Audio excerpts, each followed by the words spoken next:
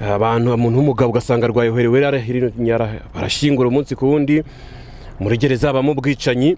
Hari umuntu ndimo ndateguraho inkuru yimbitse icukumbuye ku buryo bwose bushoboka, no mwicanyi kabuhariwe kandi afungiye hano muri gereza ya Nyarugenge. Nibyo nabonye, yishe anafunzwe azira kwica, yishe umwe mu bakozi b'umuryango ntavugiye aha mpuzamahanga ushinzwe kambereke ko ubucukumbuzi bwanjye ntago ndabushira hagaragara kamanze mucukumbure.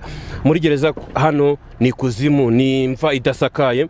KAYUMBA INNOCENT yategekaga iyi gereza, yamfungiye ahantu mu nzu yitwa high risk.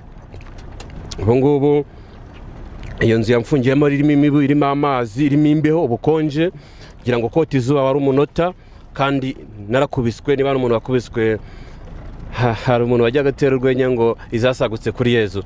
Hano muri gereza Nyarugenge bavuga ngo wakubiswe izasagutse ku witwa Sadiki, niyo muntu wakubiswe cyane muri Rwanda. Uravuze ngo uko washyizwe muri high risk.